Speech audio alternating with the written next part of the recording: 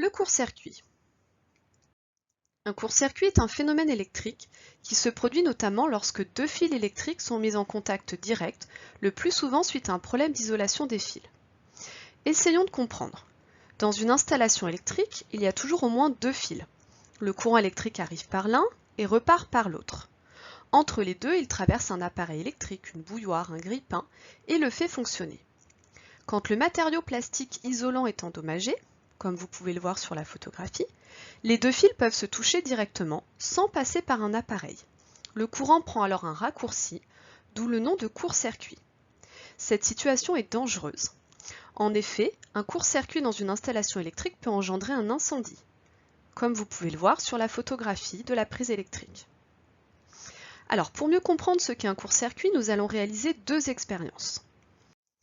Première expérience, on va faire le court-circuit d'une lampe dans un circuit en série. On va réaliser un circuit en série qui contient deux lampes. Reliées à une pile, ces deux lampes s'allument. Maintenant, on va court-circuiter la deuxième lampe. Pour cela, on va relier les deux bornes de cette lampe par un fil électrique. Première conséquence, la lampe qui est court-circuitée ne brille plus. Elle n'est donc plus traversée par un courant électrique. Deuxième conséquence, la première lampe brille plus fort que tout à l'heure. Elle est donc traversée par un courant électrique plus fort. Regardons ce qu'il se passe sur un schéma. Lorsqu'on branche deux lampes en série sur une pile, le courant circule dans la boucle, les deux lampes brillent. Lorsqu'on rajoute un fil sur la lampe numéro 2, celle-ci s'éteint. En effet, si on flèche le courant sur le schéma, le courant passe maintenant par le fil rouge et non plus par la lampe 2.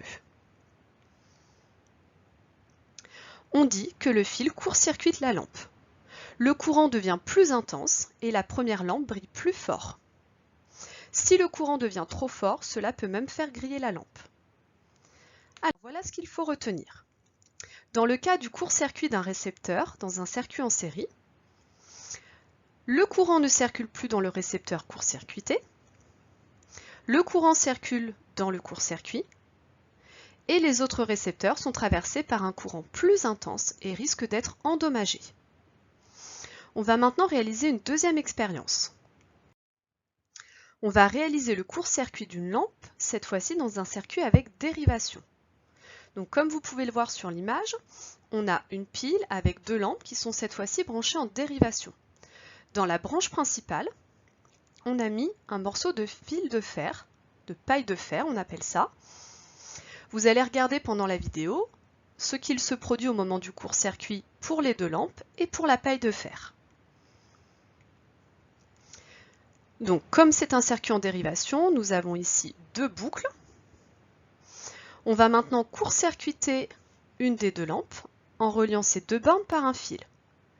Immédiatement, les deux lampes s'éteignent et la paille de fer prend feu.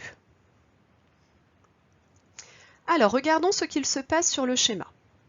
Si les deux lampes sont branchées en dérivation sur la pile, les deux lampes s'allument.